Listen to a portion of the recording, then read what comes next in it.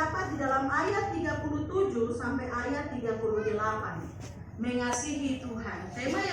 Poin yang pertama adalah mengasihi Tuhan. Itu terdapat di dalam ayat 37 sampai 38. Bapak Ibu yang Tuhan Yesus Kristus kasihi, Allah memberikan 10 hukum kepada bangsa Israel ketika bangsa Israel itu keluar dari tanah Mesir. Ketika bangsa Israel keluar dari tanah Mesir, Allah memberikan 10 hukum Taurat supaya bangsa Israel mereka hidup sesuai dengan 10 hukum itu. Jadi itu mereka punya firman, mereka punya kitab tuh 10 hukum Taurat. Jadi selama mereka hidup, mereka punya dasar firman Tuhan, itu 10 hukum Taurat itu yang mereka pegang sampai hari ini. Dan di sini ahli-ahli Taurat mereka mencobai Yesus dan mereka bertanya di dalam ayat 36, dari 10 hukum Taurat mana yang lebih penting? Mereka mencobai Yesus.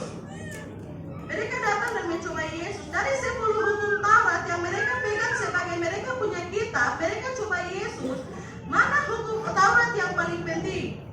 Apakah hukum Taurat yang penting itu hukum Taurat nomor 1, atau apakah hukum Taurat nomor 2, atau apakah hukum Taurat nomor 10? Jadi orang mau dengar apa yang Yesus katakan. Orang mau coba Yesus supaya Yesus katakan, hukum yang paling penting itu hukum yang kelima, atau hukum yang paling penting itu hukum yang ketujuh.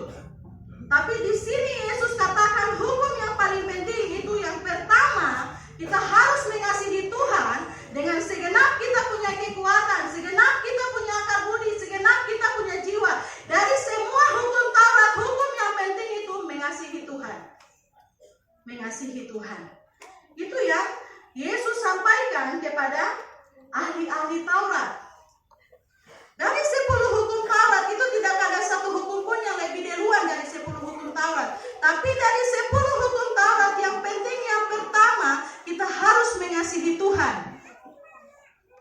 Mengasihi Tuhan itu Tuhan katakan tuh dengan segenap kekuatan. Dengan segenap kita punya jiwa.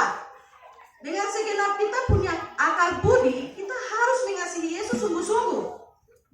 Yesus katakan seperti begitu. Yesus tidak katakan bahwa kita mengasihi Yesus itu dengan segenap kita punya jiwa saja, atau dengan segenap kita punya kekuatan saja. Tidak, tapi Allah kasih satu kali kekuatan, akal budi, jiwa. Kita harus mengasihi Yesus.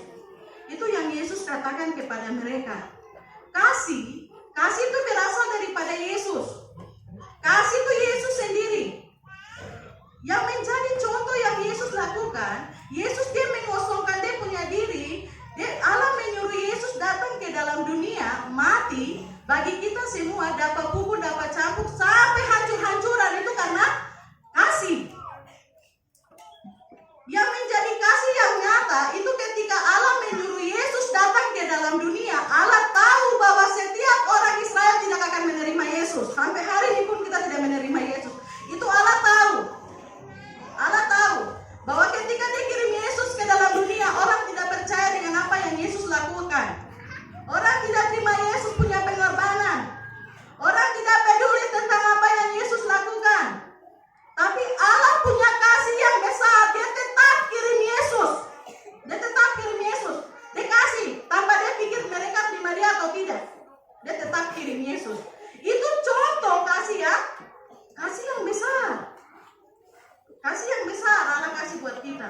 Karena Allah sudah kasih dia punya anak punya hidup juga kasih semua. Dia mau kita juga harus kasih kita punya diri untuk Tuhan. Itu hukum, itu aturan. Itu yang Tuhan mau kepada kita semua, Bapak Ibu yang Tuhan Yesus Kristus kasihi. Dia mau kita mengasihi Tuhan.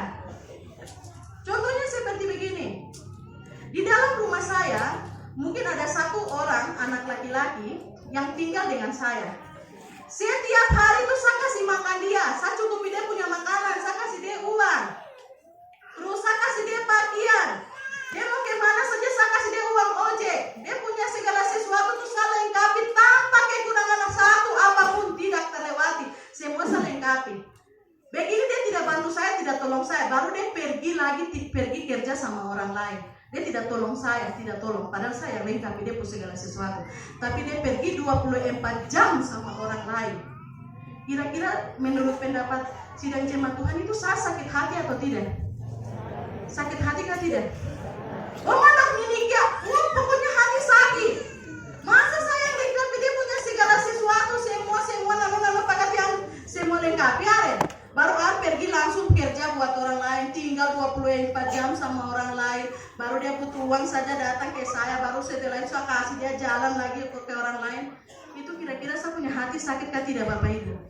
Sakit. Yesus rasakan hal itu. Yesus lengkapi segala sesuatu dalam kehidupan kita, nafas kehidupan dia kasih. Segala sesuatu dalam kita punya kehidupan itu bukan karena kita kuat, Tuhan yang cukupi. Dia kasih cuma-cuma, bukan karena hasil usaha itu Roma katakan. Tapi kita pergi lakukan dosa setiap hari. Yesus sakit hati atau tidak Bapak Ibu? Dia sakit hati. Dia rasakan apa yang kita rasakan kalau kita lakukan contoh seperti tadi. Dia cukupi nafas kehidupan dia kasih, makan minum setiap hari dia jaga, orang sakit dia kontrol. Semua kita kemana saja semua dia pelihara sampai kita duduk baik, jalan sehat. Itu semua Yesus kontrol karena kasih Yesus.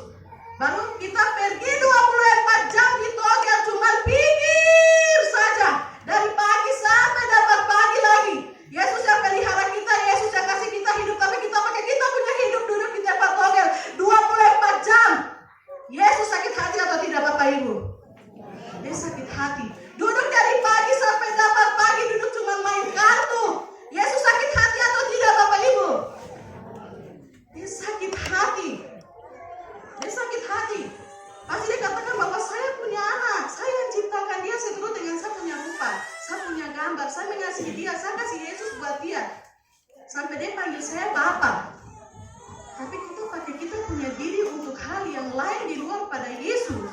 Itu Yesus sedang sakit hati Bapak Ibu. Ini hukum. Hukum di aturan are. Aturan itu diikuti are. Itu yang harus kita lakukan. Poin yang kedua adalah mengasihi sesama. Itu terdapat di dalam ayat 39 sampai 40. Tanda kita mengasihi Tuhan itu kita mengasihi sesama. Tanda kita mengasihi Tuhan itu kita mengasihi sesama. Mengasihi sesama itu harus dari dalam keluarga.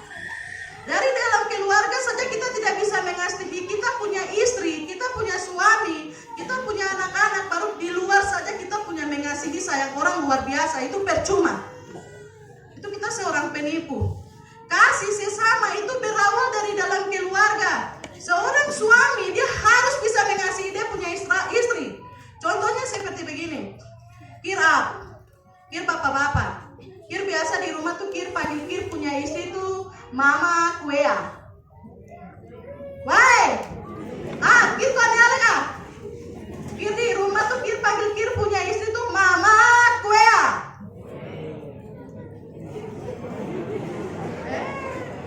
Mama Kuea.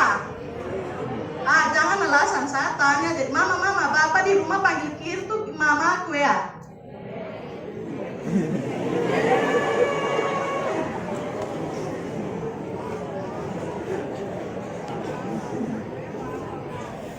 Panggil mama kan kue. Mungkin Kir satu-satu saja panggil mama. Saya paling banyak dengar tuh kue.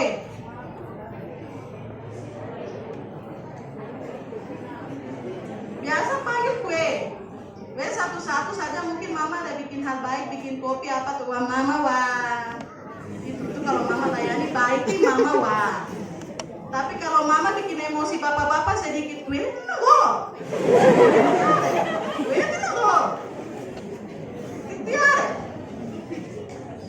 Ini lakukan ada setiap hari. Biar lega, Bumi. Biar. Mengasihi itu dari dalam keluarga. Istri harus bisa, suami harus bisa mengasihi istri. Apapun kekurangan istri, itu suami harus bisa terima dan mengasihi dia. Apapun kekurangan suami, istri harus bisa terima dan menghargai dia. Itu kasih. Ketika kita mengasihi dalam keluarga sudah baik, maka kasih itu akan nyata di luar. Selain kita mengasihi, kita punya suami, istri, anak-anak. Firman Tuhan yang lain juga katakan bahwa percuma kalau kita